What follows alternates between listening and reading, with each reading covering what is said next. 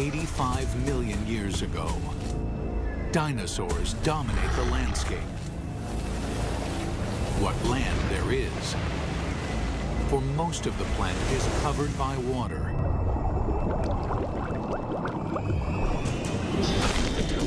These vast oceans are a cauldron of violence, a world much more dangerous than the land above.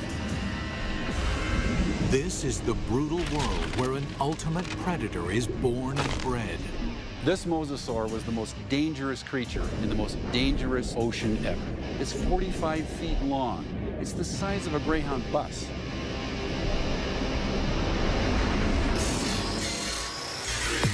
Now a monster is resurrected inside a laboratory,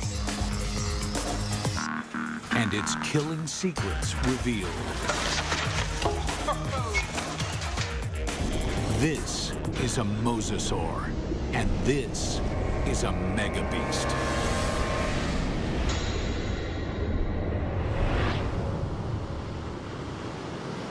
This is mosasaur country. At least it was.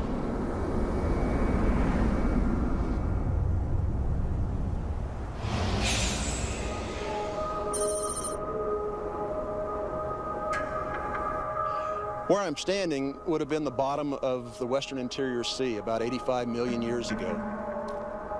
Mike Everhart is one of the world's leading experts on mosasaurs.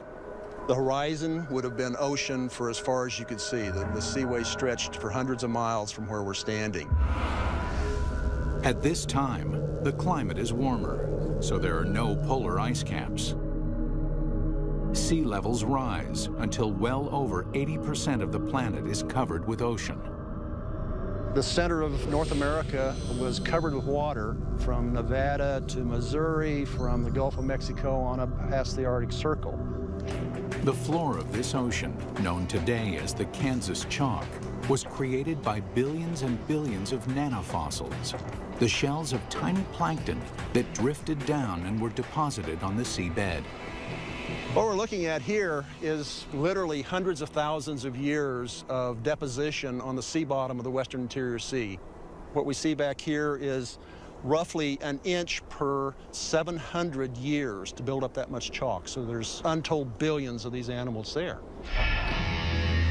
And entombed in this chalk are giant fossils of mosasaur. In the late 1830s, the bones of the beast are first uncovered in North America. This is where the mystery of the mosasaur begins, because nobody can say just what this creature is. It is a question that first arises when a massive skull is found near the Meuse River in Holland. The first guy who looked at it thought it was part of a fossil whale. It was also thought to be the jaws of a crocodile, a giant lizard, and one person even suggested it was a dragon slain by a medieval knight. A French paleontologist described it as a mosasaur, meaning Meuse River reptile. Eventually, the American bones are matched up with the earlier fossil find in Europe and correctly identified as a mosasaur. Over the next 80 years, as scientists begin the serious hunt for dinosaur fossils, a pattern emerges. In every corner of the globe, they find mosasaur bones. This points to one conclusion. No other predator has ever dominated the planet like the mosasaur.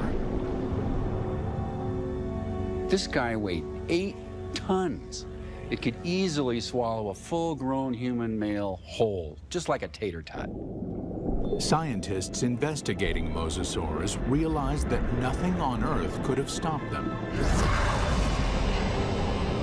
It took a cosmic catastrophe to end their reign.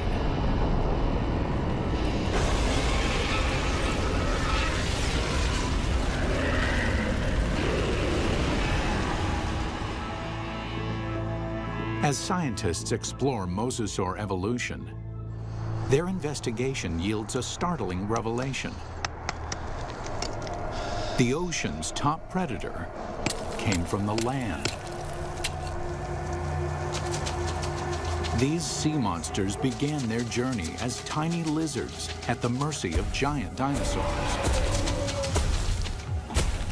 How they became colossal mosasaurs remains a mystery, until 1989, when a fossil hunter named Van Turner finds a very unusual skeleton.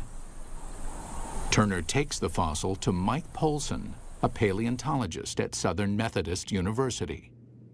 When Van came across the first pieces of Dallosaurus, he immediately recognized it as some sort of mosasaur. Named Dallosaurus after its discovery in Dallas, Texas, the bones were pieced together.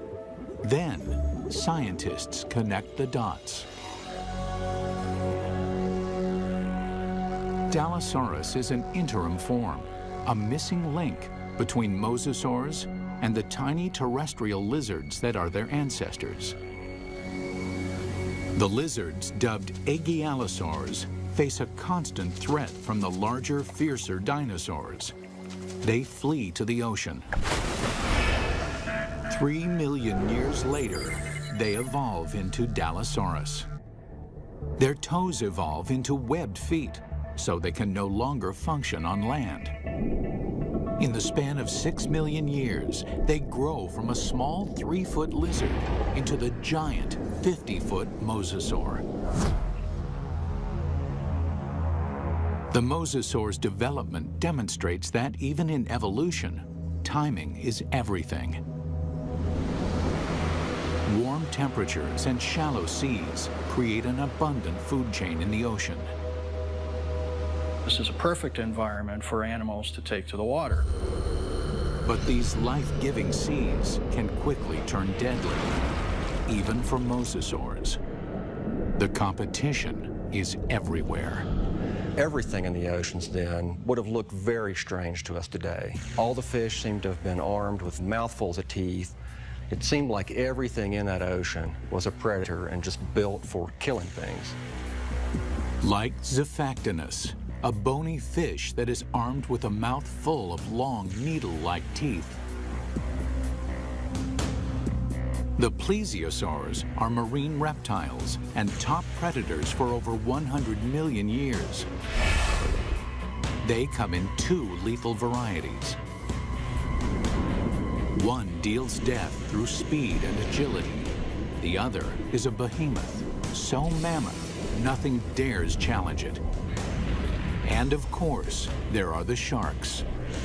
These predators were around 100 million years before dinosaurs had ever roamed the earth. This is a tooth from a large shark that lived during this time, during the age of mosasaurs swam in this ocean. It's from a shark called Cretoxorana mantelli, the Ginsu shark. And I called it that specifically because it's sliced and diced. The Ginsu is a giant shark. Reaching a length of 25 feet, it dwarfs any modern great white. This shark was literally able to bite through bone. We know that because we find pieces of mosasaur that have literally been severed from the bodies, swallowed, partially digested, and then regurgitated again. To survive, mosasaur had to change its land-based behavior, tearing out a place for itself at the very top of the food chain. But what allowed this creature to evolve into such a relentless killer? It's all in the bite. You'd probably be in shock after a bite like this.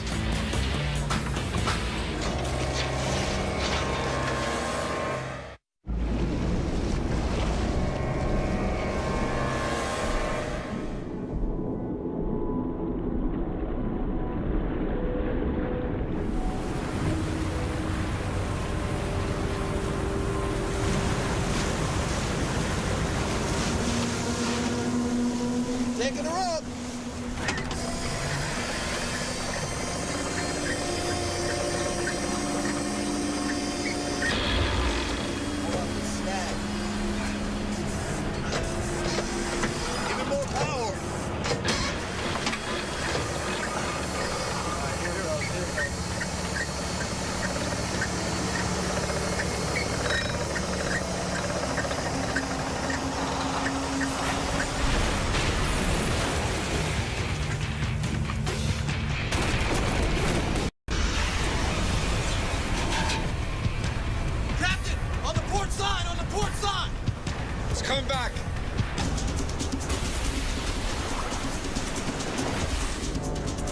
We humans got lucky.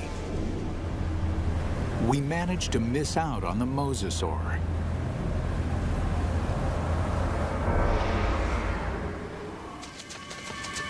"95 million years ago, it is just a small lizard forced to flee into the ocean.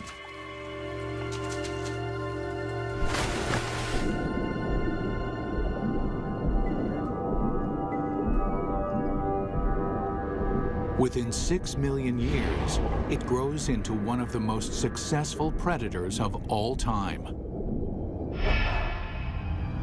But what made the mosasaur such a monster killer? Millions of years of evolution created a perfect formula for the perfect killer. This is how you make an apex predator. First and foremost, breathing. Like whales, mosasaurs can spend long hours submerged in the sea, but they still have to come up for air. And then there's food. Fish are nutritious, but they're fast and slippery. To catch them, mosasaurs must develop the skills of an efficient hunter. Another part of the formula, hearing. In the water, sound location becomes a prime method for hunting. Mosasaurs modify their terrestrial ear into a super amplification system that makes sounds 38 times louder. In his studies of the mosasaur, paleontologist Dr. James Lamb has been able to reconstruct the creature's hearing mechanism. This little piece fits in this pit and moves back and forth. And then this piece fits here, and a small movement in this first piece creates a large movement in this one. So it's a system that's finely tuned for conducting sound through water. Even though sound can lead them to the prey, it's difficult to detect a target if it's in murky water. Here, mosasaur would have the advantage by using the keen sense of smell inherited from its land-based ancestors. A mosasaur like this would have had a tongue that would have functioned exactly like a monitor lizard's tongue. The reason why the tongue is forked is so that the animal can smell in 2 different directions at the same time. This is smelling in stereo. One more addition to our killing formula: sonar. The last piece in the puzzle is this set of nerves that run down the side of the upper jaw and especially are concentrated here in the snout. And it's a system for detecting the pressure wave given off by the prey. Mosasaur uses this pressure wave sonar to hunt, much like modern killer whales use echolocation. All these adaptations mean mosasaur has a good chance of locating dinner, but they still have to catch it. And chasing down fast, elusive prey requires jet-like speed. So how does an 8-ton, 50-foot monster propel itself? This alligator has another piece of our formula: a massive tail. Along with crocodiles, gators have a long, flattened tail shape similar to mosasaurs.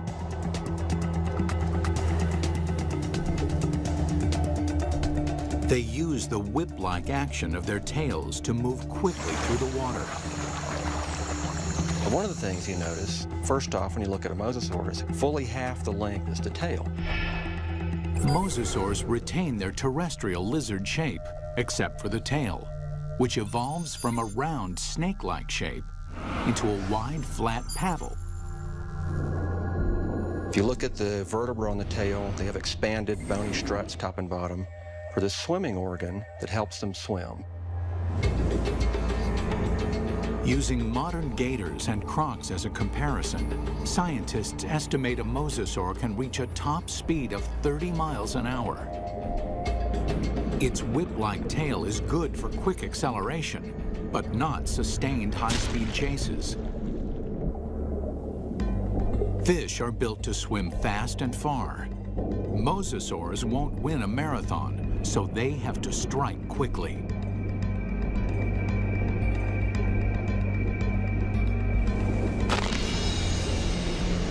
Which means this enormous beast has to somehow hide its 50-foot body and ambush its prey.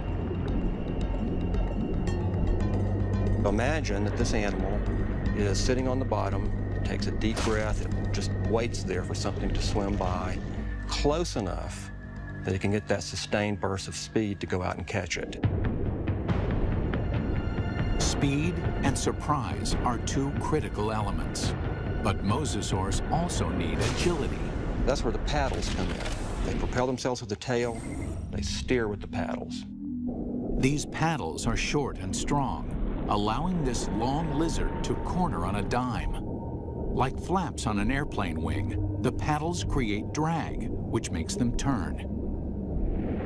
For mosasaurs to be successful underwater, there was one land-based trait they absolutely had to jettison: their sensitive inner ear.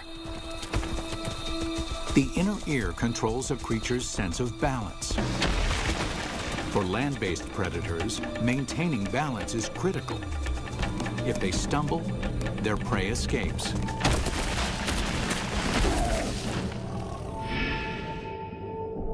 But in water, animals move in every direction, like a gyroscope. An animal with a sensitive inner ear can quickly become dizzy and disoriented. Over the millennia, the mosasaur's inner ear begins to dial down the sensitivity, allowing them to quickly twist and spin with no sickening side effects. These evolutionary refinements created a megabeast. The mosasaur can locate, chase, and catch its prey. But catching is not enough. The mosasaur has to eat. And the way that it eats is something that almost defies imagination. It's a prehistoric creature so vicious, it makes sharks seem cuddly. With jaws like steel, it's large enough to swallow a human in one bite. This underwater T-Rex is bred only to hunt and to kill.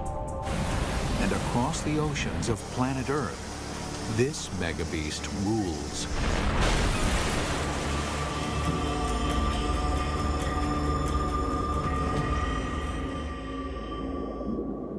But 95 million years ago, mosasaurs had some serious competition from a familiar denizen of the deep, the shark. Prehistoric sharks, like their modern cousins, are vicious and durable, traveling vast distances, ripping apart any creature that gets in their way. Sharks had been around for over 250 million years when mosasaurs evolved onto the scene. At that time, the largest, fiercest shark in the water was the giant Ginsu shark. The Ginsu would have, of course, looked very much like a modern great white, a very big, heavy-bodied shark. At a length of 25 feet, the aptly named Ginsus are over 10 feet longer than a typical great white. With mosasaurs and Ginsus hunting in the same waters, one thing is certain: there will be blood. There was quite a competitive relationship going on when the big sharks and the mosasaurs were running into each other frequently. And at least at first, the mosasaurs were losing a lot. There's definite evidence that sharks attack mosasaurs.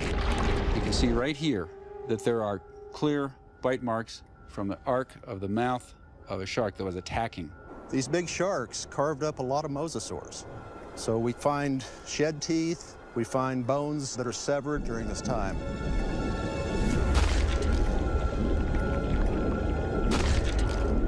While an adult mosasaur can hold its own against a Ginsu, there are other mosasaurs. Mosasaur couldn't do any of that. So what they've done is to basically make a toothed conveyor belt to help sort of tractor the prey down its throat. You can look at mosasaur fossils, and you can look at modern analogs that have a skull that works in a broadly analogous way. But sometimes building a model tells you something you just can't find out any other way.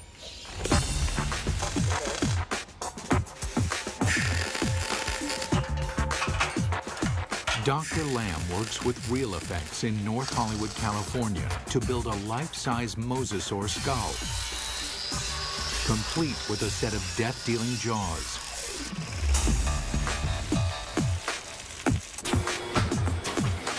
The massive steel jaws are powered by pneumatics instead of muscles and ligaments. Never thought I'd see a steel mosasaur skull, but this is very cool looking. We've got 3 pneumatics. We've got 2 operators to run it, and we've reduced it to 3 basic motions. One set of pneumatics opens and closes the jaws. One set moves it backwards and forwards. And the third set runs the pterygoids in the roof of the mouth. The pterygoids are the Terminator teeth. No other ocean predator has them. A second set of teeth running down the roof of the mouth. These are a truly fiendish adaptation. They actually work independently to move the prey backwards in the throat, and also to hold it still, to pin it down as it opens its mouth for the next bite. Now we see how these jaws worked in deadly concert. The bite, the ratcheting jaw, the Terminator teeth. Test 1. Find out what the mosasaur's first bite would do to any creature unlucky enough to get on the wrong end of these teeth. Mosasaurs had a really big bite. So we've got a piece of foam that would be about the same size as an 8 or 9 foot long shark, or maybe part of the neck of a long-necked plesiosaur. We're going to put it sideways in this mosasaur model's mouth and just see exactly what would have happened.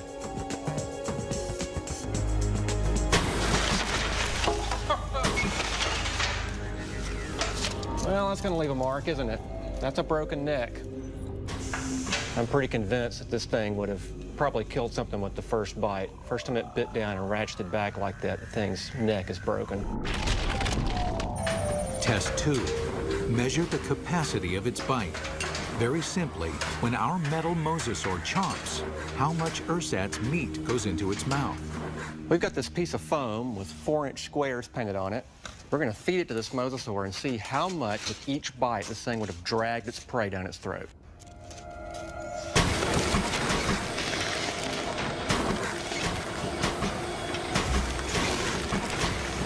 In one bite, our mosasaur easily consumes 4 feet of flesh. That means this mosasaur could eat a 20-foot animal in 5 bites. Or an adult human in a single gulp. It's not just the size of the bite. Inside the mouth, the teeth are virtual meat hooks. Dr. Lamb demonstrates with a hunk of ballistics gel, which is similar in consistency to human flesh. If you put a piece of meat in the mouth, it can't move out because the tips of the teeth grab it like a fish hook. So we're just going to see if we can put this up here on these teeth. You can't come out this way as you're caught on these teeth. The only way you can really go is further into the mouth, which is really not the direction you want to be going. And let's just see what happens here.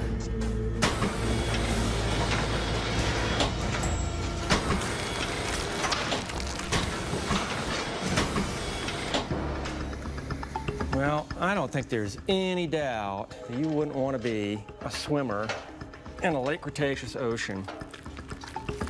You can actually see tooth marks where it just cut right through about 10 pounds of flesh like it was just butter. That would be nasty.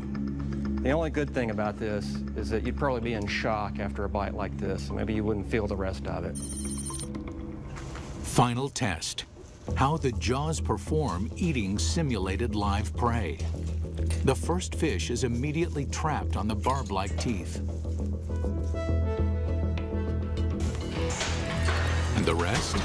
Well, straight down the old mosasaur hatch.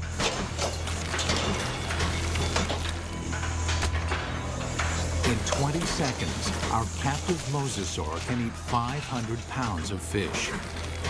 Why? It doesn't bother to chew them.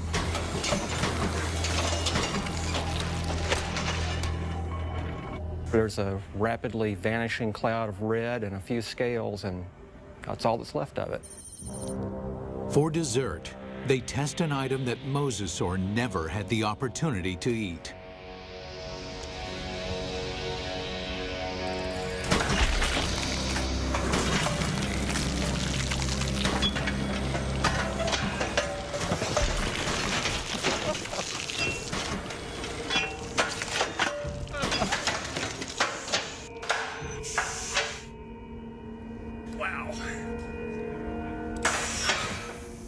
Well, I'm not sure what we learned by that, but that was quite satisfying. It's abundantly clear why mosasaur is the ultimate success story of evolution, growing from a 3-foot lizard into an alpha predator. Although this megabeast drove all its enemies into extinction, fossil evidence suggests another enemy took their place. And this enemy is something the mosasaur has never seen before.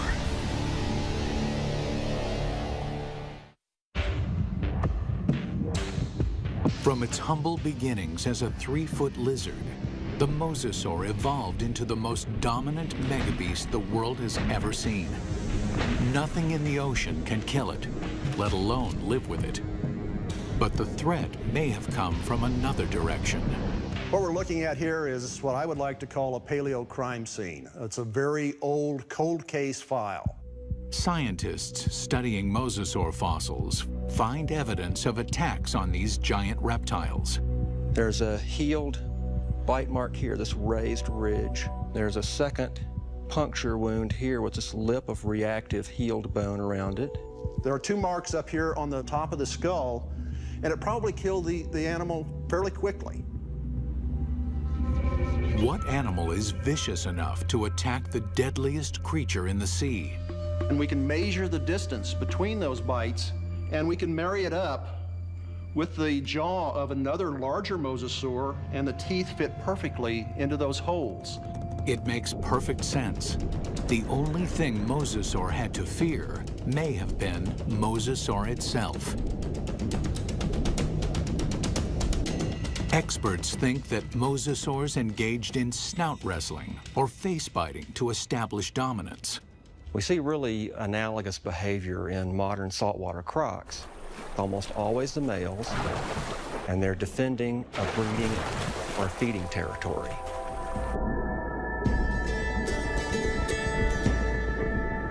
A mosasaur battle unfolds like a bizarre undersea ballet.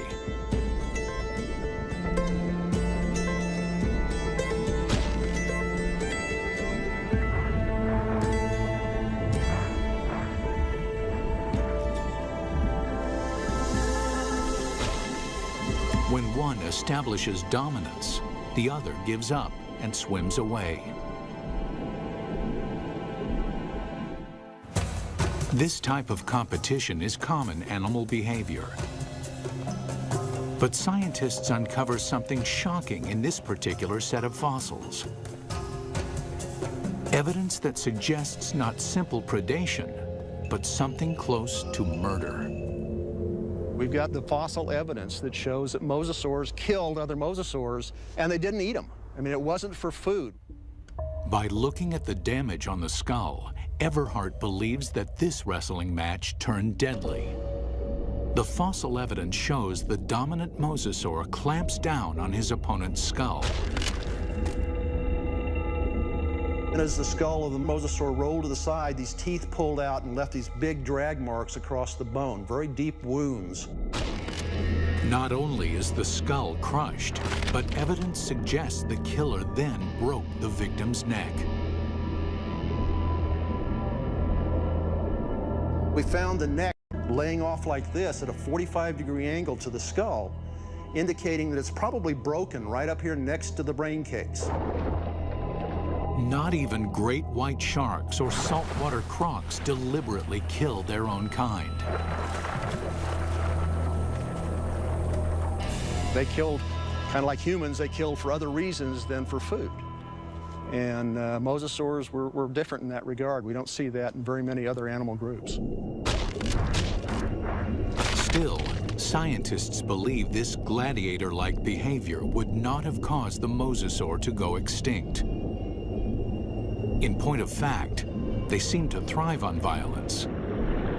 70 million years ago, with no other competition in sight, mosasaurs continued to evolve, becoming even more diverse. There's well over 50 species of mosasaurs. They began moving from the ocean into freshwater, seeking prey in swamps, estuaries, and rivers. Nothing on Earth could have stopped these megabeasts. Nothing on Earth, that is.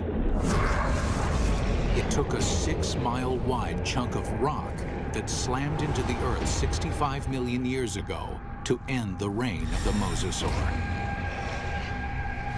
We're talking about something that released as much energy as every nuclear weapon on the planet, times 1,000, set off all at once. The magnitude of this blast causes a shockwave of earthquakes and volcanoes. Mega tsunamis race across the oceans. A cloud of superheated dust and molten rain fills the atmosphere, blocking out almost all of the sunlight. This devastates the food chain. 75% of the species on Earth are wiped out. With its food supply drastically reduced, the mosasaur is doomed. This cataclysmic event paved the way for the development of mammals and eventually humans. But what if the comet had missed?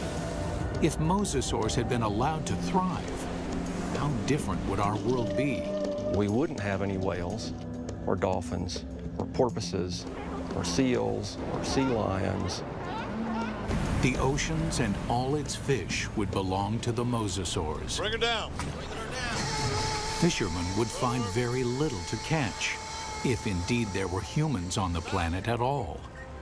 These would be very ferocious, very hungry, active marine animals that you wouldn't want to share your ocean with. It's fascinating and frightening to contemplate what might have been had these megabeasts survived.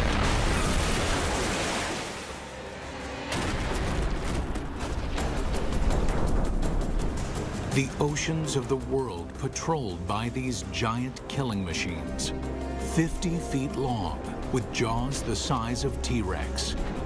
Always hungry, always waiting, just offshore.